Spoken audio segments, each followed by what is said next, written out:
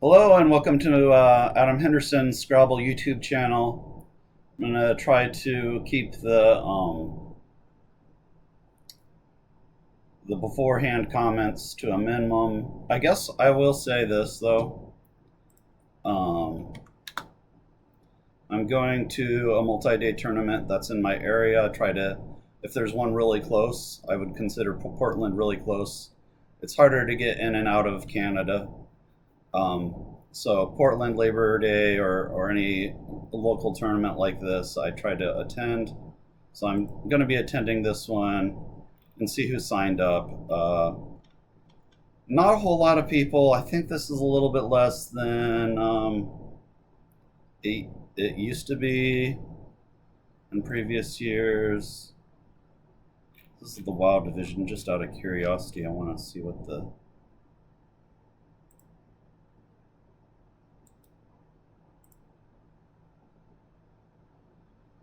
CSW one looks. The CSW one's hosted by Coco, which I never understood what Coco is or where they came from. This is the early bird.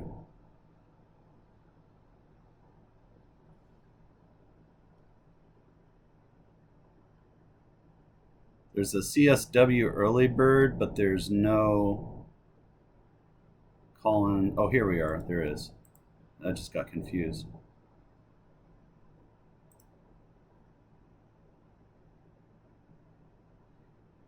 Okay, so this is the main one. I'm just curious who. We got 16 people. Oh, Greg Harper is signed up. So, yeah, some of these people are moving over to. Harper is a top NWL player that played in NWL last year. A lot of these people are switching over to Collins. I don't understand the appeal to Collins. I'd be curious. See, Chris Chang also switched over to Collins. I never understood why Chris Chang switched over. I consider him a friend of mine. I feel like it's like kind of like a betrayal that my friends are moving on over to Collins. Just, to me, it's just like the words are like ridiculous. I can't get over the fact that I'm playing things that aren't real words if I'd be playing Collins. I guess the people that switch over to Collins that they just think of it as a board game and not think about they don't care about the English language so much. But for me, um, it bothers me. Um, it's interesting that I don't see what's his name, um, Kohler playing in the Collins division. I thought I'd see him here. I always kind of wonder about that guy, like what's going on in his life. I hope he's doing well. All right, so yeah, going back to Portland.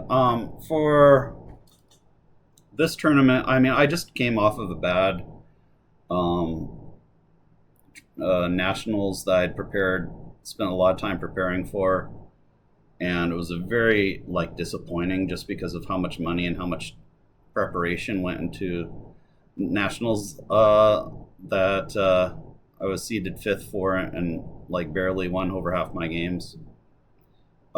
This time I'm gonna try to treat it more as just to enjoy the Scrabble. I mean, obviously I want to win games, and I'm not gonna have as enjoyable of a time if I'm losing a lot of my games. But I'm gonna try a little mellow out for reasons I can't really explain well. I don't really worry too much about my WIPO rating. I want to try to maximize my NASPA rating. Um, I feel like NASPA is the one that's going to be winning out the wars between these two organizations, just based on nothing other than NASPA is getting more people sign up at their tournaments, and especially the higher rated players at their nationals. Um, let's see if I have anything else to say. You know, it's tempting to like have a game plan about, versus certain players, because there are like certain things I know about certain players. But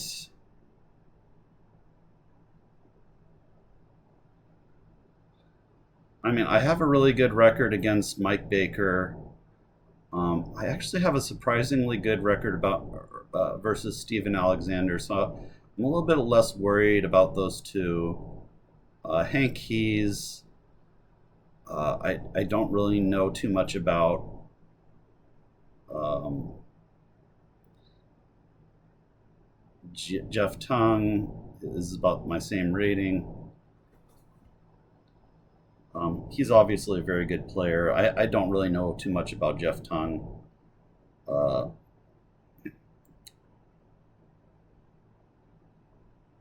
Natalie has been.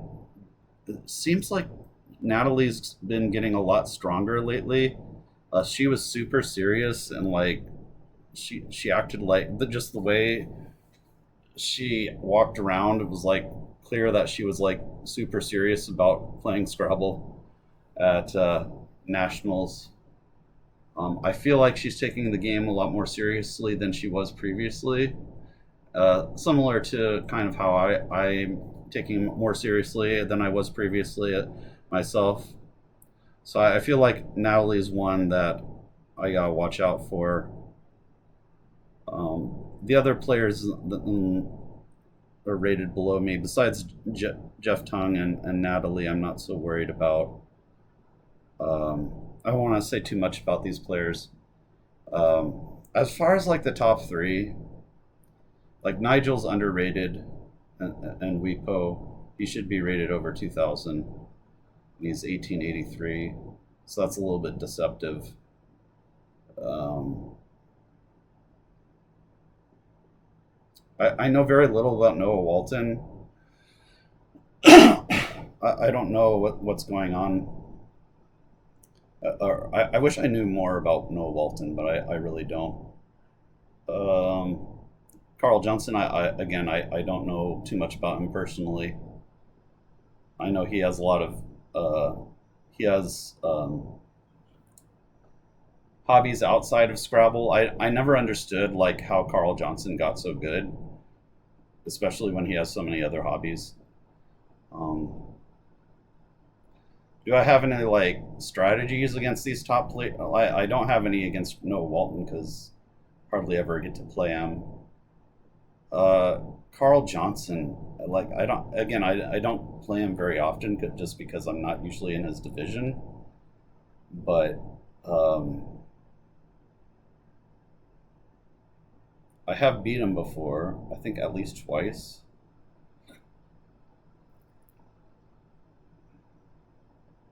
I've come close one other time. So I think a lot of it is just confidence in myself and my abilities. Like I've beat Carl Johnson before. I've come close on some occasions. Um, Somebody like Carl Johnson can be really scary to play against, especially when like he plays Baptisias against me as a 9-letter word in one of our encounters. But yeah, the key is just to not get too like people like Josh Sokol and Mark Miller and all these like Scrabble gods, Nigel Richards. They can seem like Scrabble gods, and like when you're actually playing them, you have to get that out of your head. Like they're just human beings, and they make mistakes too, not as often as lower rated players, but you just have to keep that in mind. I've been talking about this a little bit longer than I had anticipated.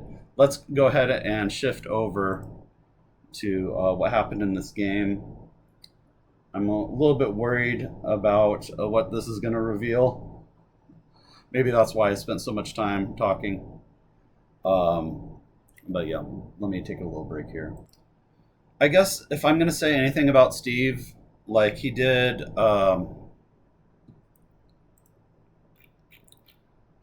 started the tournament with a rating of 1533, and he gained 68 rating points. That is a lot of rating points to gain in one tournament, even a nationals tournament.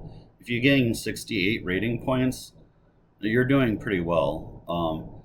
I think he's getting stronger as a player, and so one thing I'm trying to get out of my head, especially as I kind of meet a variety of different races and ages, is that race and age and these things do not impact at all.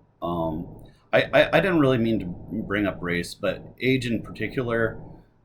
And with age in chess, I think it makes maybe a lot more impact where younger players are expected to be the stronger ones because there's hardly any top level chess players. At least I'm not really that much into the chess scene, but like with top level chess players, you don't see like a lot of older players. I know the chess scene right now is kind of shifting more towards like a blitz 5-0 time control. They have a lot more money involved with the esports that they just got introduced, included into the esports organization. There's a lot more money in that. They have this thing called Title Tuesday that that happens every week, where you can win money like every week in Title Tuesday. It's an online thing that they have to use this like program called Proctor that what is it called? Hikaru says that the Proctor program, he has concerns about it being a big memory hog and slowing down your computer. So I can understand them wanting to do that for a situation where remote players playing remotely can win money online, installing a program like that. But I don't know. I don't know how you completely stop cheating if you're in a situation where you're competing online in an online tournament. That'll be something that I'll be interested to watch. I've probably said enough to get myself in trouble already in this video. If you have any comments regarding some of that banter before the analysis, I always like to give my thoughts on the state of Scrabble. I think I'm pretty optimistic about Scrabble growing as a game. I know Josh Greenway mentioned in passing during the Nigel Peltier interview that he'd like to grow the top prize at nationals, which has currently been stuck at 10,000 for years and years, where chess players are getting a lot more money. But anyway, let's look at this game. I'm optimistic about things getting better for Scrabble. I'm hoping what we need is more players right now. We can take it from there. So he opens with them. Let me just check the photograph I took.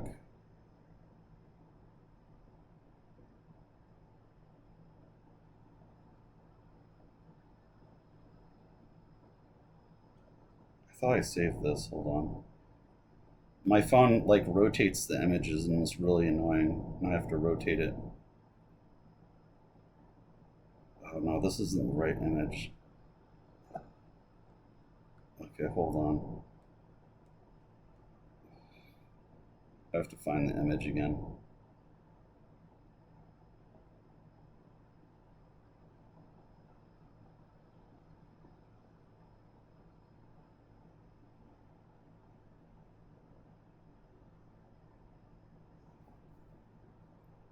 Okay, good. I thought I had accidentally deleted it or something. I finally found it. Okay, guys. Streaming isn't easy. Luckily, this isn't my day job. I have hardly any subscribers, but if you would like to support my channel, please like and subscribe. Uh, I would like to grow my channel, even though right now it's very small. He opens up with them, which is one of my nightmares. Is a weaker opponent opens up with a three-letter V play. This play of them is often going to make it very hard to open up the top left quadrant of the board. It's a well-known Scrabble fact that the top left is the hardest quadrant to open. I make plays that often, like it's critical at the beginning of the game that you make plays that do not close the top left quadrant if you strongly prefer open boards like I do. But with the rack that I had a V myself.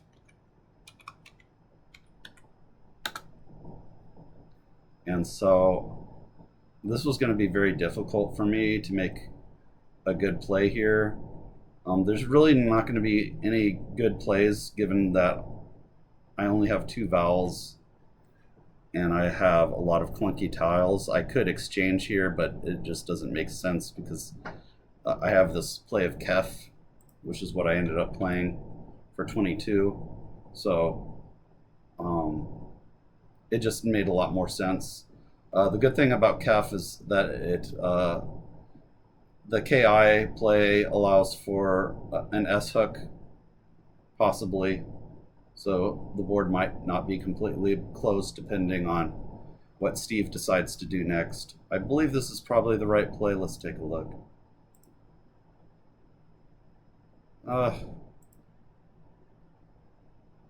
So it doesn't really like Kef. Actually didn't see this play of Devoid. I like this play just because it opens up.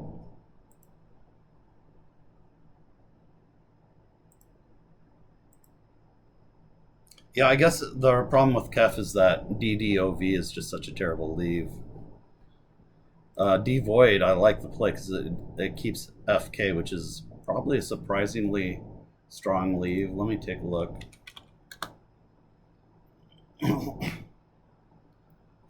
I'm trying to avoid opening Macondo for every little thing because it's just so time consuming and it's just not. So yeah, KF, it's -2, which is a lot stronger than you might think it would be.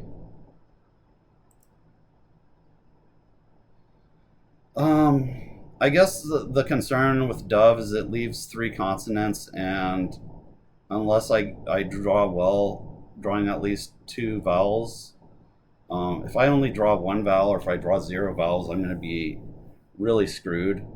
I'm floating an E, which is like the worst letter to float.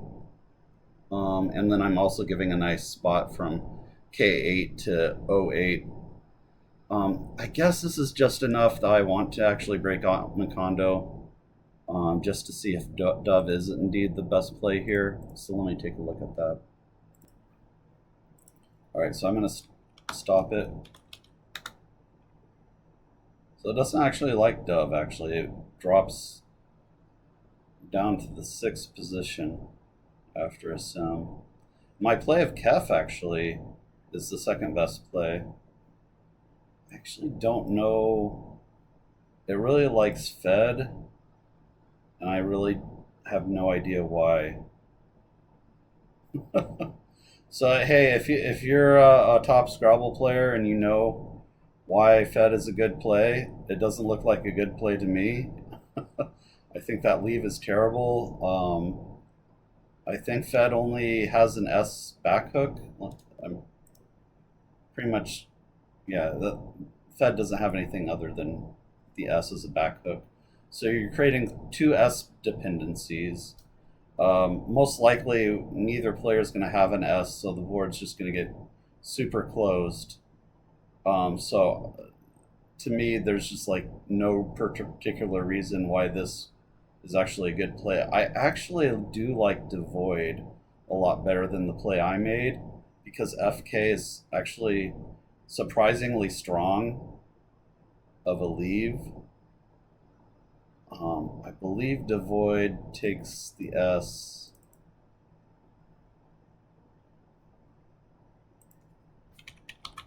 So that's kind of the problem with Macondo, is it'll give you its opinion, and while I believe Macondo, I mean, it's hard to say because I don't have time to really do like comparisons between Macondo and Quackle. I believe Macondo is better than Quackle. It's definitely not like a certain thing. Okay, actually, Devoid doesn't take the S. So that actually makes it a little less attractive to me, but it's not that much of a big deal. Yeah, I don't know. But anyway, I think Kef is good enough play. Obviously, the leave is dreadful of DDOV, but there wasn't a lot of good options here. So let's just move on. I do like to spend a little bit more time on these opening first plays because they're to me they're so important. A lot of times when I lose a game, it's the first few plays that I point at and say that I really lost because of those plays. Because even like really minor mistakes can make a huge difference at such an early point in the game. So it it might seem counterintuitive, but it really is a good idea to spend a lot of time thinking about your first few plays of the game. So he plays Puritan as a natural. Not happy to see that. I did draw my first. I didn't see any bingo. I'm sure there probably is one, so we're going to take a look and see what I missed. No, there's no bingo. And I actually did make the top play of Dev here. I guess if there wasn't going to be a bingo, Dev probably was going to be the top play. So don't need to spend any time obsessing about that move. I made the best play, and it wasn't really that hard to think about. So I'm actually in, even though I'm down, what is it, 44 points here, and it's his turn. Normally, because I'm such a strong player and he's rated less than me, I wouldn't feel too uncomfortable. But then he plays Sings, and then I'm really uncomfortable. I held the play. I was like, oh, I think this is good, but like, he just plays 2 bingos to start the game. I'm probably kind of screwed. But the other thing is, I was like, oh, I think I've seen this word. So, like, I was just, when you have that feeling like, oh, I've probably seen this word, it's probably best if you ever have that feeling during a high pressure game like this to not ignore that feeling because it's usually right. And it was here. But it is kind of, those ing-s words are kind of like that. It's like you never really know whether they're good or not. I had 2 blanks, so I was like, okay, he opened up an S, and I spent a really long time. But there comes to be a point you only get 25 minutes during a game. I don't know exactly how much time I spent, but it got to the point where I was like, okay, I can't just wait. I can't spend any more time looking for the triple. And even though I really needed it to stay competitive in this game, I was like, okay, at some point I have to just make any bingo and hope that the rest of the game goes in my favor. So I ended up playing Moodiest. And I spent way too much time on this play, so this was part of my downfall in this game. It's having 2 blanks in this situation and just killing my clock. But yeah, I'm sure there probably is a triple here, so let's see what it is. There is not. There is no triple triple. I guess that makes me feel a little bit better. Not really. I mean, I didn't see dovecots, but that's such a minor mistake that I'm not going to worry about it. I'm just going to write dovecot down because I'm pretty sure I've never seen dovecot before.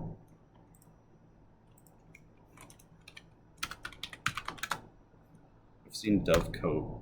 Okay, so I haven't seen dovecot, but it felt like a word I'd never seen. All right.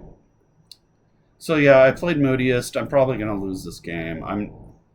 It was probably what I was thinking after I played Moodiest, after killing my clock like I did, and especially after he makes this play of Pylaw for 50. I'm really screwed. Like, I guess that's why dovecots would have been better, but it's just dovecots was not going to be on my radar. But what else did I have besides dovecots? The Hooties. I mean, it's hard to find these with two blanks, duotones. I was trying to find something that put the D there, but when I had already spent so much time looking for a triple triple that just wasn't there.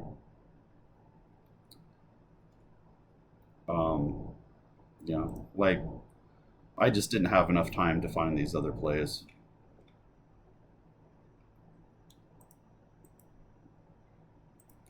So yeah, now I'm down almost 100, and I'm pretty much screwed in this game. But let's take a look. I drew the Q, which didn't help. So I did play Boa here. I mean, this doesn't help the board, open the board, but it was still the best play. He plays, okay, I gotta say hi to my husband who just got home from work. Give me a moment here. I'm sure top experts like Josh Sokol and Mac Miller and all the other top experts can probably relate to this. Like, it's one of the most frustrating feelings to lose a game to somebody that is rated, over 100 points below you. Not so much because you feel like you're better than them, even though there probably is that feeling, but because you just know how much that's going to hurt your rating. Because the games against, higher rated players are typically going to be harder to win. So when you get a game like this, where even if you don't do anything wrong, I didn't really do anything wrong so far other than waste a lot of time on my clock, which is perfectly understandable given the situation. Even if you don't do anything wrong, it doesn't feel good to lose. So, I mean, obviously the game isn't over. The score is 219, 143, but it's hard. I believe it's his turn now. He's going to be up even more after his turn, and it's just going to be really hard to overcome like 100-point deficit, which is what we're going to be looking at after he makes his next play. And actually, it's a more than 100-point deficit because the hits just keep on coming. And he plays hazing for 46. So now he's up over 100. He's up 122, which in most cases, at the halfway point, which is what we're at, 122 points, even against a player that's lower rated than you, it's just insurmountable. So we'll try to go through the rest of these plays pretty quickly. I had to leave the Q on my rack on my last play, which is just gonna snowball the things. I decided to play, so I didn't see these plays of Faye and Faye. I didn't even see Feist because I saw FICE, FICE, I think. So, you know, FICE is just so much more points. I should have seen that play, and I didn't. I also should have seen Fei and Fei. So this may have been a thing where I made these mistakes because I was low on time and discouraged, and that can happen. He plays Lace, continuing to make amazing plays. I mean, it's not amazing, but it scores a lot of points, so I wasn't happy to see this. So I had Quasar. What did I do here? I just played Sook instead for 52.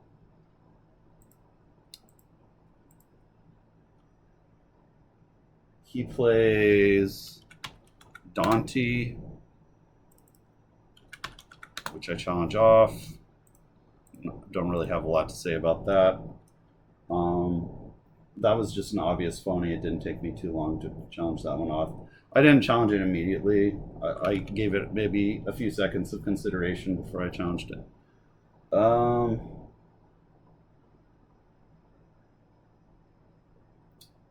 I can't read my own handwriting. Yeah, I think this is an N. So yeah, this is just like,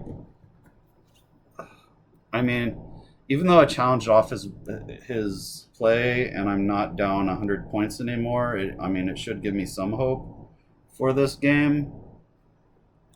There's still not a lot of hope. I wasn't feeling a lot of hope at this point in the game, and maybe I should have. I mean, I did feel some hope, especially after challenging off a word and him losing a turn. Maybe that's going to be the turning point in this game. I was hoping that would be the case, but this is not an easy rack. Obviously, I don't have any plays that score more than 20 points.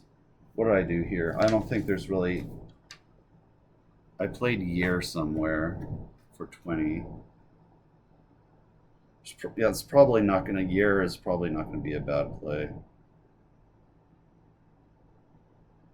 I'm just got to figure out where I played that.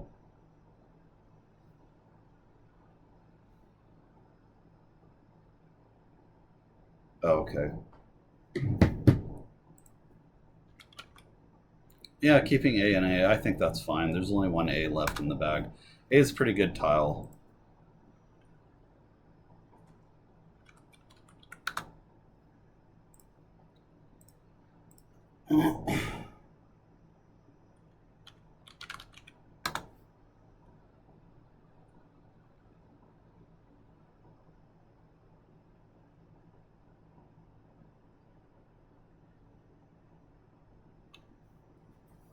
Here I just played Jet.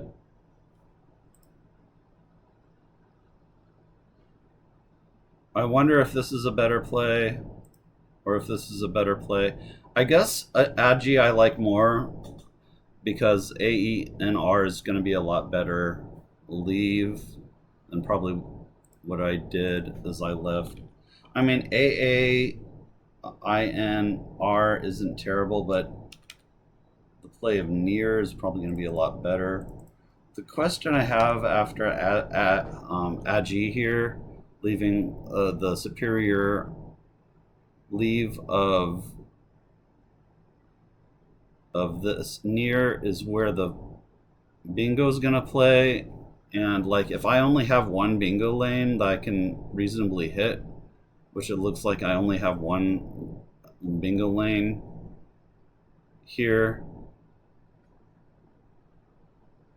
he's probably going to do his best to block bingos on his next turn if I play Agi.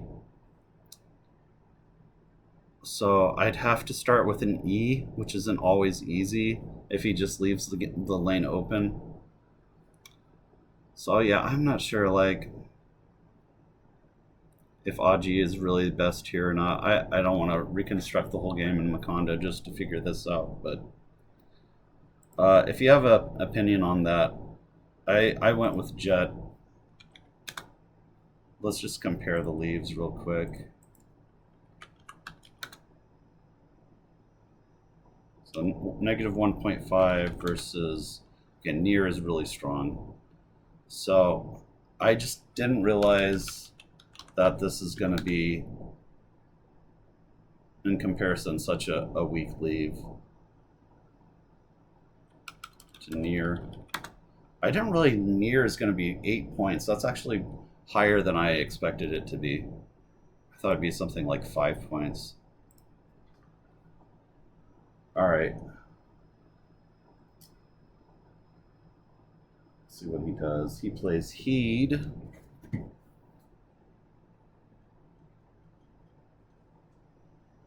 Giving him 31, so that's one more point than I just played. Where does he play? Okay. So he takes this juicy spot up here. I guess that was probably my best bet, was to play a G and hope that I have a bingo starting with E.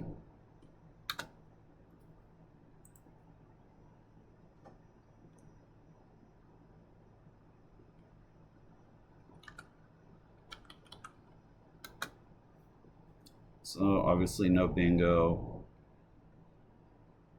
Here I just played Fearing, which isn't even showing up in the top 6. So to get Fearing, I wonder why Fearing is so low on this. Ingrain is 24.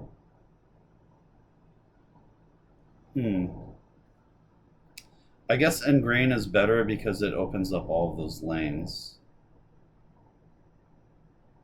But after Ingrain, he just plays like a 4 or 5 or 3 or 4 tile play on the bottom right corner.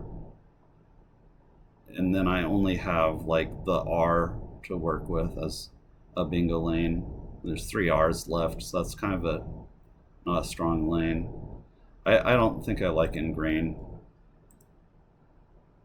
I can play Aji again, which I think is actually right. If I had thought about this play, I would have liked it. Why did I play? So obviously I didn't have too much time at this point. I wonder why I decided to go with Fearing. I guess I was starting to, I didn't want to, sometimes in positions like this where you're down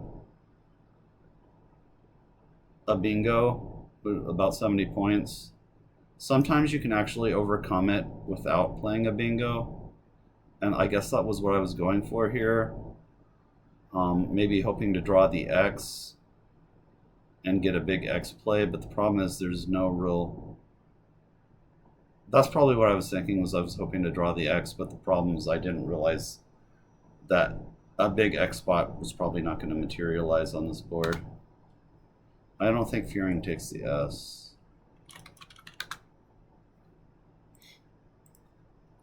It doesn't. So yeah, but he actually has the X anyway.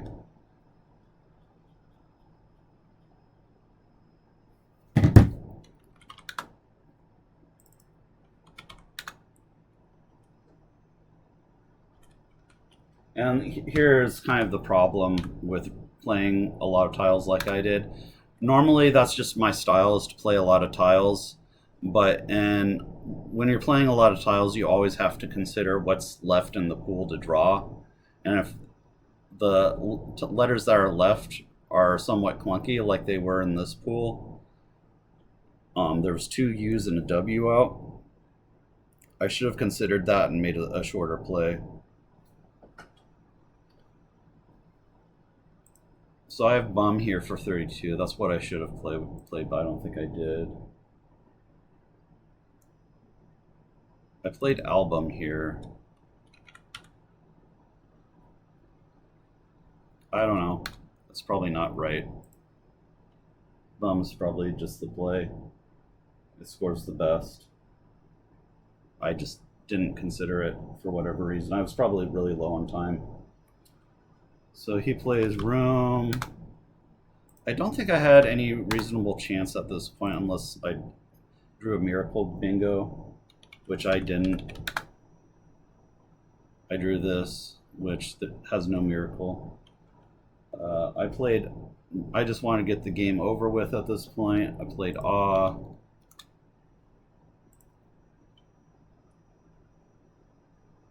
He plays nude. I have this rack. Played roomier. Actually, I don't think nude takes the R, does it? Oh, it does. It just wasn't one of the top plays, but it doesn't matter. Everything loses. He plays 2.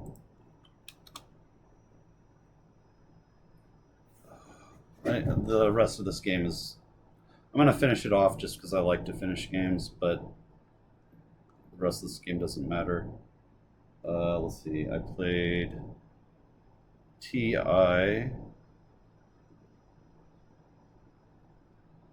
I guess I played that here. I don't know. He plays the. I played C somewhere.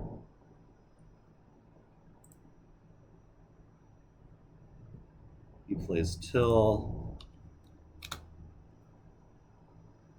And I played dog. That's how the game ended.